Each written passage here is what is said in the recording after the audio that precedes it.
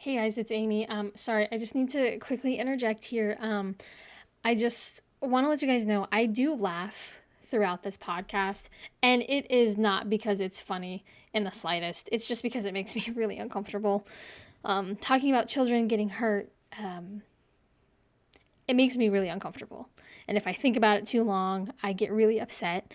So, I just want to let you guys know that when you hear me laughing about something, it's just because I'm really uncomfortable.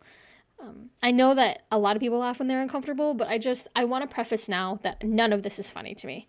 It's absolutely disgusting. If you hurt children, if you hurt anyone, you're trash, honestly. But anyway, let's get back to the podcast. I just want to let you guys know I'm not laughing because it's funny. I'm laughing because I'm uncomfy. Hey everybody, welcome back to the Two Depressed Girls podcast. My name is Amy and I am here with April. Hello there. So today is actually going to be a little bit different. We actually have a plan. Crazy, surprise, right? Surprise. We have a plan and I'm really excited about it because we are going to be talking about a cult. And I know, it's crazy. So we're actually going to be talking about the Ant Hill Kids. It was founded in 1977 by the leader, and I can't pronounce this name, so I'm going to make April do it. I did the pronunciation on Google several times, and I know I'm still going to botch it. It is a French name. He's French-Canadian. I believe it is Roch. We'll just call him Rock, but Rock Thural. Yes, Rock Thural. See, way better than I could ever do. This dude was... Okay, so we were reading it just a little bit ago, and we're going to get into it because this shit, it's crazy. This dude was born May 16th, 1947. May 16th. What zodiac sign is that? May? Shoot. Is that... It's not Cancer. It's before Cancer, right? Is that, Aquarius? No, Aquarius is in February, because my mom's an Aquarius, I want to say. What is his zodiac sign? He is a Taurus. Taurus. I always forget Taurus. Yeah, okay. I kind of forget y'all exist. I'm really sorry. It's not personal. It just kind of happens.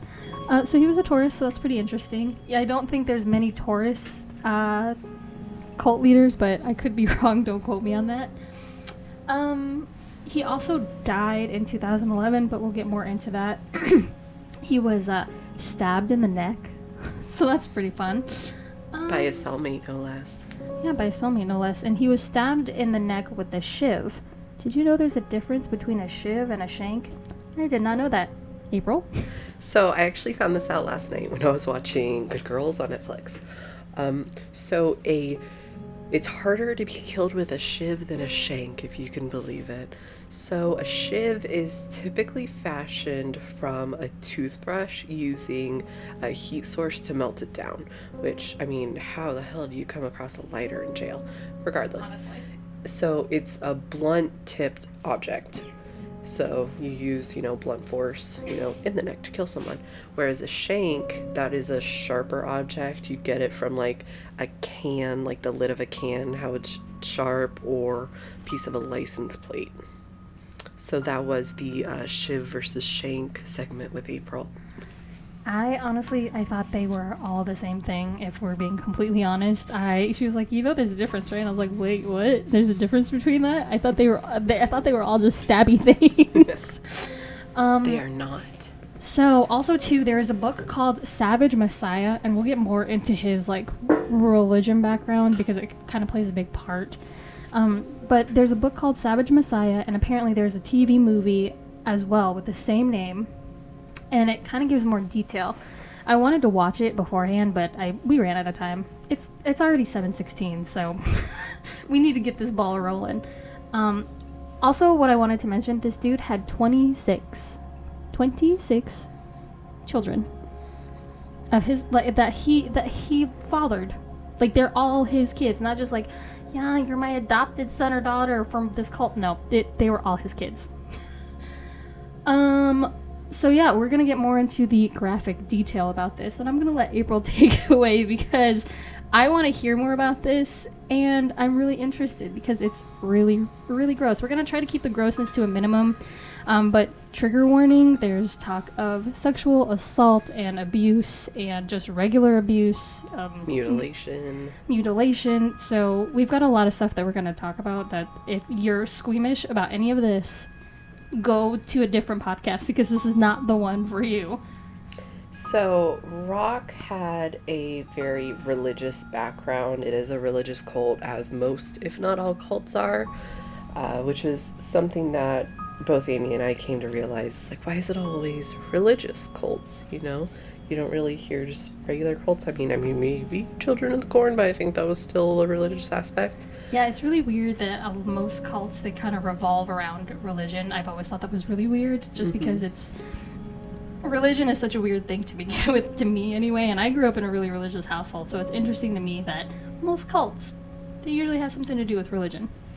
Yeah, and he grew up Catholic, but at the age of 13, he dropped out of school.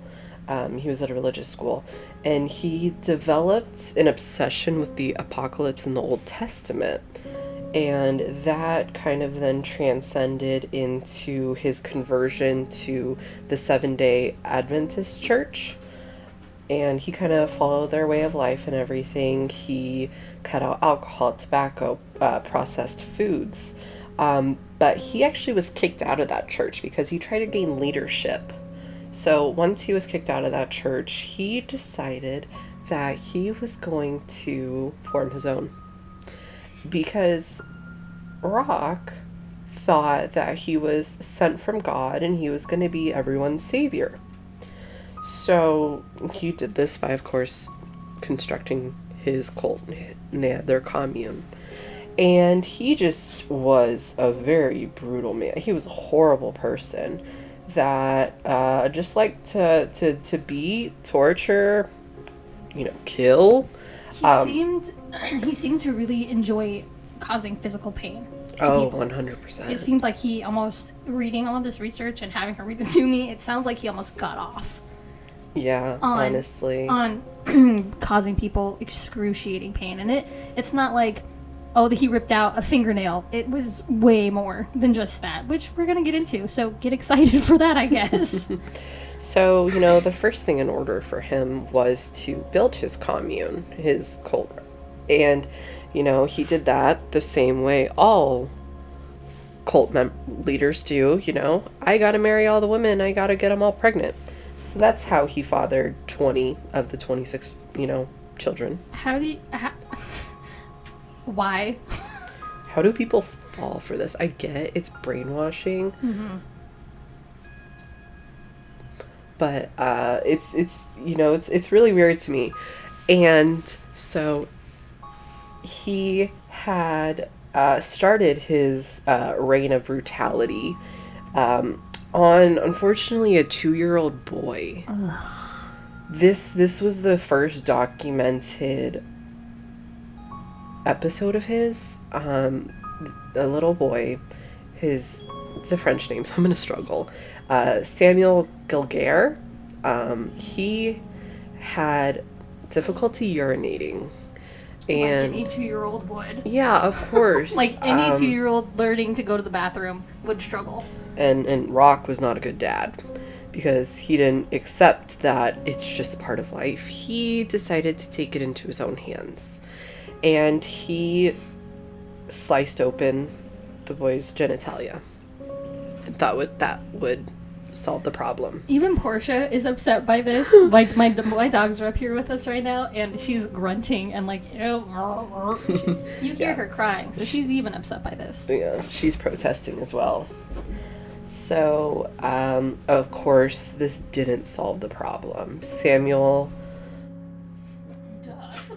he was in pain. He was traumatized from this. And because he couldn't stop crying, Thrall had one of the cult followers beat the boy, and he ended up dying. And so they now need to cover up a murder. And so they burned the boy's body. They burned it? They burned it to try to get rid of the remains. I mean, that of course doesn't work. But they burned the boy, and Thoral then decided to place the blame on the member that killed him. Well, obviously, yeah, he killed him, but I mean, Thoral definitely had a bit of a part in that, you know. Well, yeah, he was numero uno. He was the boss. He was the boss guy. Yeah, so and he said do it, and they just did it. He did the initial mutilation, and so he decided, this guy needs to be punished. So he castrated the guy. Oh my god. Said that it was a horse riding accident. That poor little boy. I know. Was that his boy? It doesn't. He has a different last name, and it's not Thoral, so it's possible he may not have been his son, despite impregnating 20 women. Like or 9 women, 20 children. Sorry. How do you, as a, I mean, I know obviously he was fucked up, clearly, but as a parent, like, he had kids, so he knew, like, these were children. This was a 2-year-old little boy. I just don't I mean, granted, that goes for anybody hurting kids, because, obviously. What the fuck's wrong with you? Like, kids are just so sweet and innocent, and they can't protect themselves because they just don't know what's out there in the world. And, like, this guy just said, I don't care. He has trouble peeing, so I'm going to cut him open. Mm-hmm. I mean, from what we've heard about cults, they haven't been as bad as this one, because, I mean, the children weren't really affected, whereas this guy was like, fuck them kids too. And what's strange is that I had heard the name the Anthill Kids. I heard that name, but I have not heard it to the extent of the Manson family, to the extent of, like, Heaven's Gate. I haven't heard, like, this is the first time I'm researching it, and I heard the name of the cult in passing one time, and I was like, oh, okay, that rings a bell, but I don't know anything about it. And this is some of the worst mutilation stuff I have ever heard. I think it's probably terrible. One of the worst. Yeah, absolutely. I mean, you hear about, the Ed Geins who had a lamp made out of someone's skin and bowls made from skulls on the coffee table. And, I mean, that is all, of course, horrible. But to the degree that this man, Rock Thoral, went to, and the torturing of numerous people, death of numerous people, and children, too. That's just, I mean, the line is miles behind him for when he crossed it. And it's weird, because I think some people will say, oh, well, maybe it's because it happened in Canada. That maybe that's why you didn't hear about it. But this is such a big case, and he had so many kids, and the stories of the horrific things this man did, and it hasn't come to the States, like, that's just such a strange thing that it hasn't, that I haven't heard more about it. Because there's so many, I don't want to say lesser cults, but I mean, that's kind of what it is. Lesser, like, cults that haven't caused as much death. Yeah. That get more attention. Well, I mean, for a lot of those cults, it was, like, mass suicides. True. For Heaven's Gate, Jonestown. Right. And then, I mean, Manson family. You think about it, of course, they killed the actress and her friends, and there were some other people they hit. I think just because it was more concealed in their own cult, that there wasn't the same broadcasting done on it, because this did happen 40 years ago. That's true. Before social media was really a thing at all. Mm-hmm. It was just, nightly news and newspaper. Yeah, because 1997, that was that was before cell phones, I think, were even a thought. Yeah. I mean, most of this happened in the 80s. Right. So but still, I mean, when did the Manson stuff happen? That was late 80s, early 90s? Or...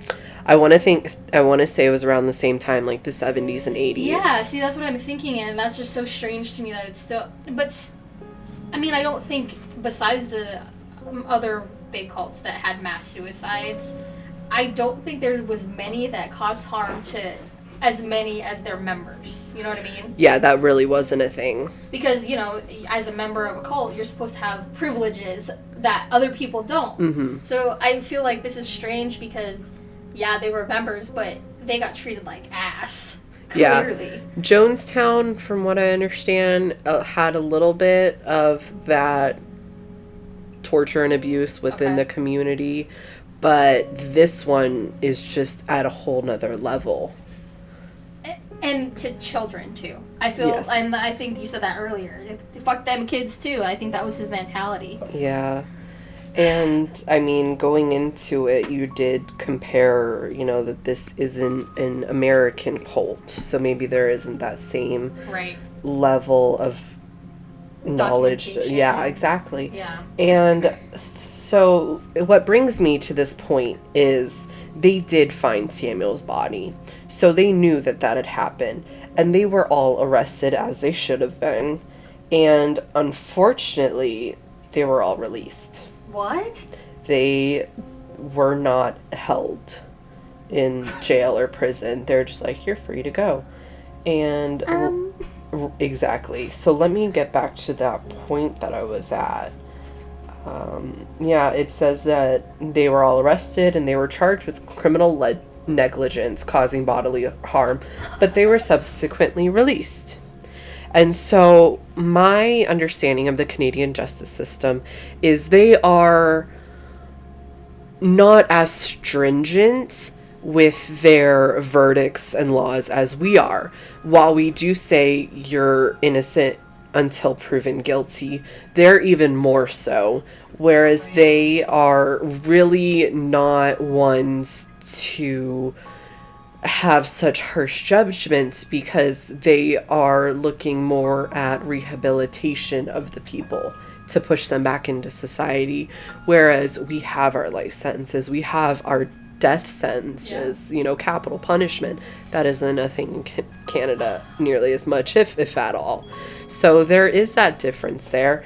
I don't know how much that contributed to their release, but regardless, they were unfortunately released, and Rock continued on his conquest. His maniacal ways, because they once they're released, they went to a community in Ontario. He went to he gained more followers, and they were working to continue living in the community.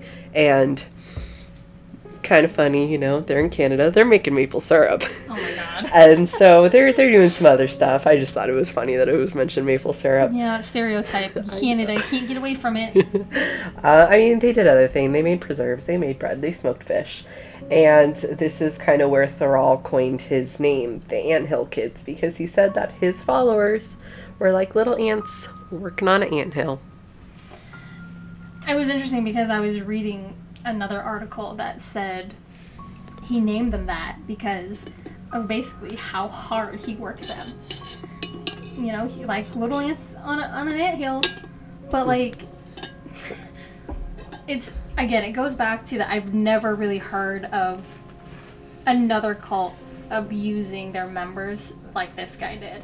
And I think that's what's tripping me up is, yeah, a lot of cults treated other people like shit that weren't in the cult because, you know, they were thought that they were higher beings or whatever. Mm-hmm. And the fact that the members are the ones who got the root of the abuse, I find really fascinating. Like, he gained all these followers just to abuse them. Yeah. Do we know much about his home life?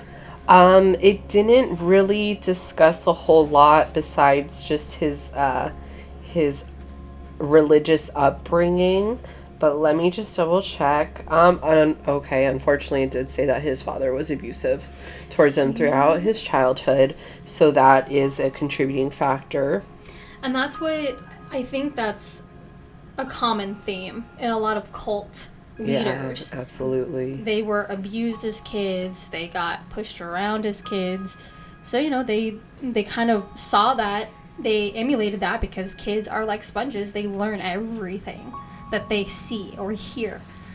So it doesn't surprise me that he had a shitty childhood just because that seems like par for the course. Yeah, absolutely. And as unfortunate. Yeah. As unfortunate as it is, that just seems like a big a big component in a lot of these cult leaders and even serial killers as well. But that's a whole other topic that we'll get to. Not in this episode, but eventually. True crime is going to be a recurring theme for us, along with paranormal. Yeah, I think, and we'll get into more of that, but just so you guys know, it's pretty much going to be true crime, paranormal, but also with personal things kind of thrown in. Just little things that we feel like we need to talk about. And that we enjoy talking about. Yeah. I mean, that's pretty much it. I know it's kind of like weird that we enjoy talking about cults and serial killers, but it's fascinating to learn about the human psyche, I think. Yeah, and just how these things happen, because you look at it, it's like, who would be dumb enough to join a cult? Right. Who would think that they'd get away with murder, mass murder? It's but some of the cult leaders do get away with it because they kill themselves. Yep. And it's just like, you are responsible for mass murder, basically, because you convinced these people, even though yes, they killed themselves. You know, I think if they were to be charged, they would probably get manslaughter, just because. Yeah, because they did have a contributing hand in it. And that's, I think, what was the big one that, it wasn't Heaven's Gate, it was the other one where... Jonestown? They drank the Kool-Aid. Which one was that? Was that Jonestown? He spiked the Kool-Aid with something. I can't... That might have been Jonestown. Was it? Okay. I think so. It was one of them. It was one of the many. But anyway, like I said, it's a weird thing to think about, because, you know, April and I, we wouldn't be convinced. Oh, hell no. If someone came up talking crazy, we'd be like, okay, take 5 steps back and get out of my space. Number 1. Number 2, get out of here with that. Yeah, and I mean, some of his theories were, well, not theories, but things that he told his followers was, the apocalypse is coming, that the world is ending in 1979. And, of course, we're well past that. So it didn't happen. And, of course, he had to justify the reason for his failure. He said that the Roman let me just double check that. Yes, the Israelite and the Roman Catholic calendar had differences, and that's why the apocalypse didn't happen. Why is that always also a recurring theme? Oh yeah, I mean, why? Y2K, 2012, it's like, oh, the calendars were wrong. Well, you were real sure about them, you know? Excuse me. That's so strange that also too, like, the world ending is also a really, really common theme. Oh yeah. And I don't know what, I mean, I guess I understand being panicked that the world is going to end, because, you know, it is the civilization you grew up with, you understand it. So for it to come to an end is terrifying. Mm-hmm. Well, they think, you know, I'm going to be beamed up in an alien spaceship and I'll survive the apocalypse. They don't want us. They look at us and they're like, yikes. You're too fucked up even for us. See, and that's what I'm saying. It's such a strange thing that's a lot of the focus for a lot of cults is the world is ending, but if we do this, we'll be saved. Yeah. Yeah. Find that logic of thinking fascinating. But also, too, if you think about it, before, and I know it's going to piss a lot of people off, but also, too, with Christianity, it's the same thing. If you are nice to people and you accept Jesus, you're going to go to heaven. Yeah. It doesn't have the same psycho factor. Oh, yeah, no, you're not going to... There's no aliens involved. Exactly. There's no fourth dimension, whatever it is. But it's still an interesting thing to think about that... Well, they all had to come from somewhere, exactly. If you think about it. Yeah. Well, and I find it fascinating, too, that they named the book Savage Messiah. Uh-huh. I thought that was interesting, that they decided to use that. And is that what he called himself, or is that just a name that they gave him? Or a name? I'm not sure. It's possible. Yeah, so I think that's super interesting. Do we have anything else on this guy? Yes. So when the whole calendar thing didn't pan out for him, he was paranoid about people leaving. And so that's when he really decided to emphasize his dominance. He really really started all the torturing after 1979. And so he to the degree he wouldn't even let other community members talk to each other without his permission, and he had gladiator style tournaments between them. What? You know, he would force his followers in a dirt ring. They had to fight. Just because he was afraid of them defecting and becoming more violent, which violent. Oh, let me put them in a ring and have them fight each other.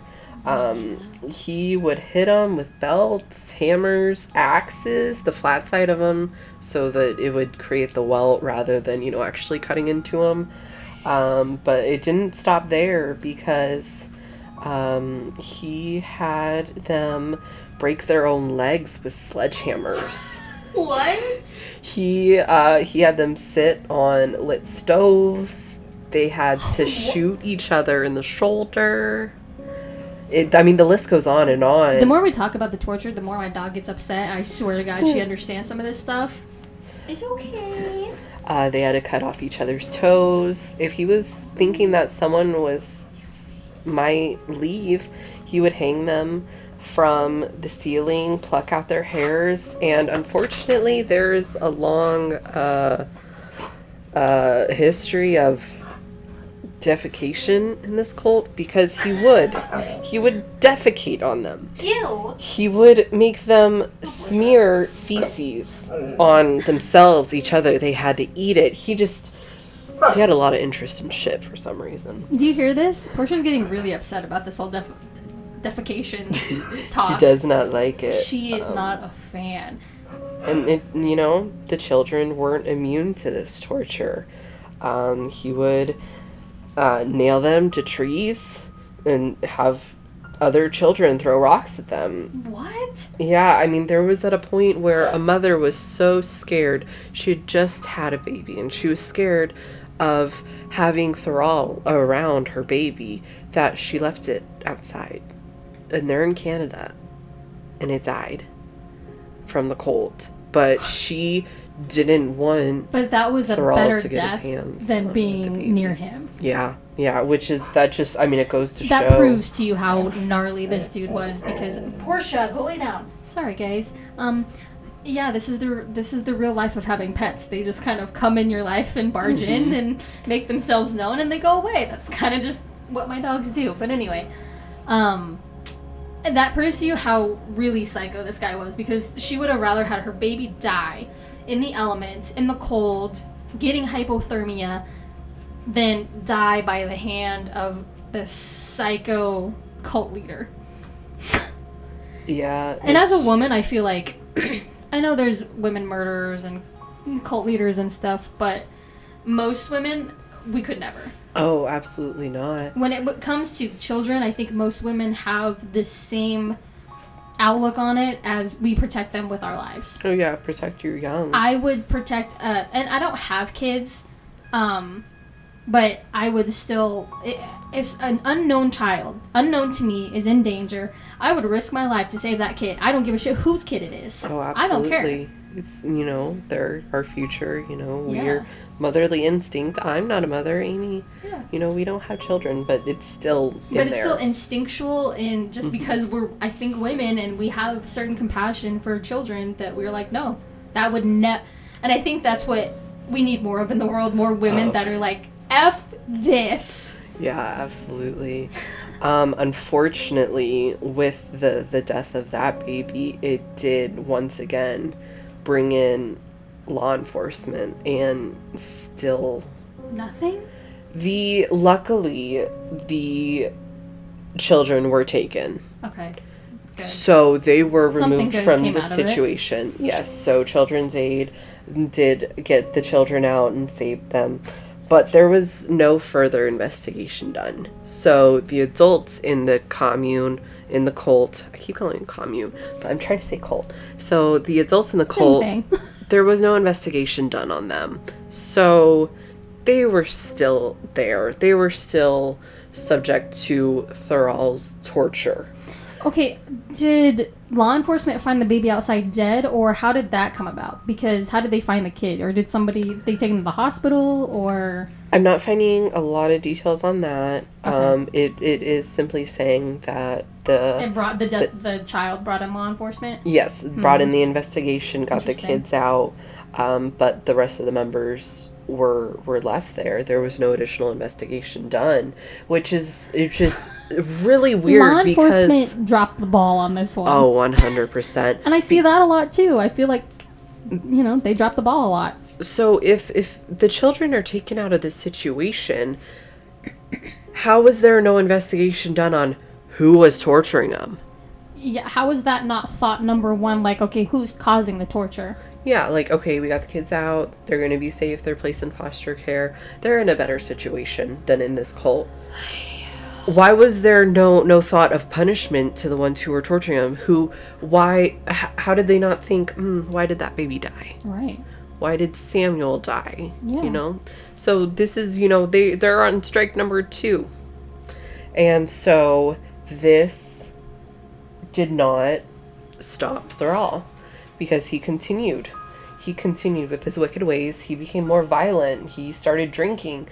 He was convinced that he was a doctor. Oh, and Jesus Lord. he did experiments, and he castrated a man.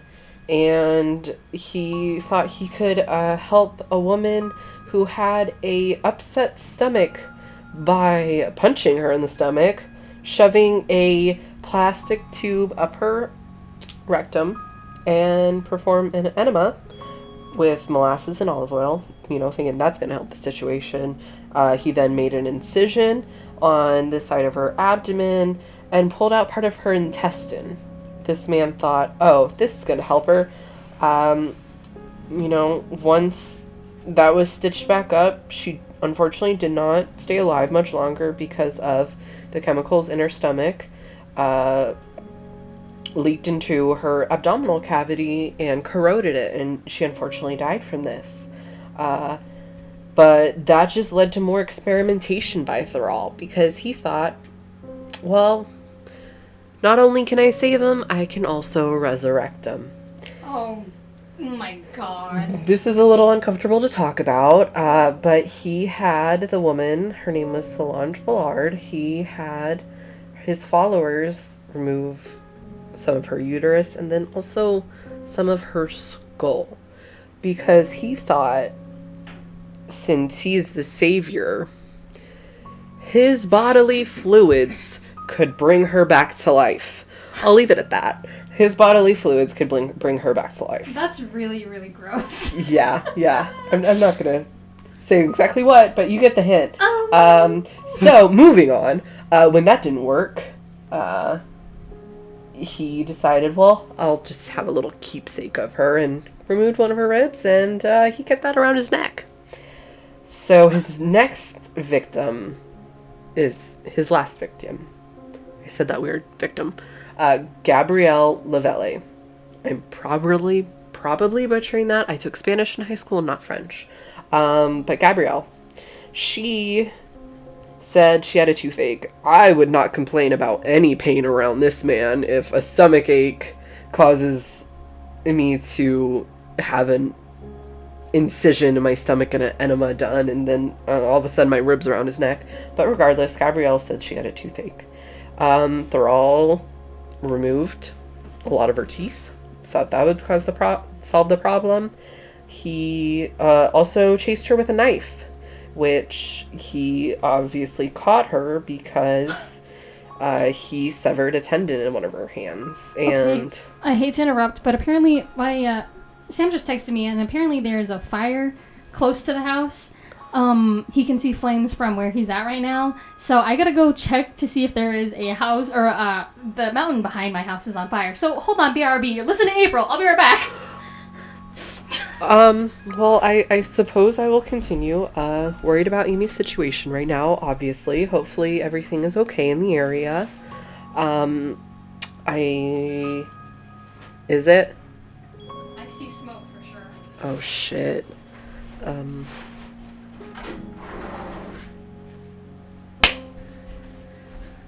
Okay, so, We're back. doesn't look like my house is in immediate danger. This is why we need rain. Oh, April's breaking shit. You know, it's pretty on par with how I am. I mean, she didn't really. It just fell. It's Yeah, fine. it fell. It's Everything. My life is falling apart. Okay. So, okay, yeah. The house is fine. Yes, on a good note, the house is fine. Back to our story on a bad note. So, once Gabrielle had her dealings with Thoreau, she kept quiet for a while until July of 1989, which is more than 6 months from when she had a majority of her teeth ripped out and the severed tendon in her hand. And she started saying that her hand was hurting, obviously. Yeah. And so Thoral took this as, oh, let me just impale her hand on the kitchen table. Dude, so, this dude was psycho. like, oh, I Next stabbed it level. once. Here, let me do it stab again. Yeah, exactly. What a weirdo. And so, that wasn't enough for him. He just decided to amputate her whole fucking arm. And he did this by a meat cleaver, hacking away at her arm. And it was nearly a month before Gabrielle managed to escape the cult, to escape the commune.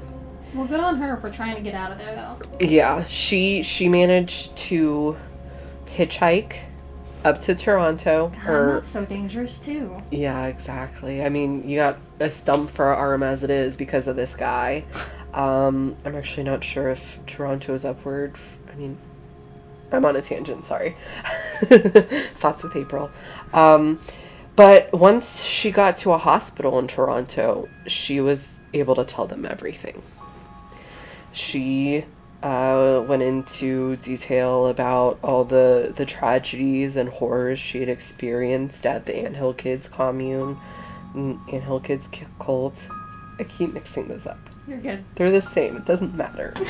Whatever. Well, I feel like a commune isn't as bad as a cult, you know? Yeah, but I mean, like, that's kind of what that's what a lot of cults call themselves, just so that they don't raise suspicion. Yeah, it flies under the radar. Yeah, We're just a commune. We're not a cult. That's Yeah, a bad word. But you know exactly what a commune is. When I think commune, I'm like, And so the weird thing about this was, initially, Thoral was only sentenced to 12 years in prison because he was only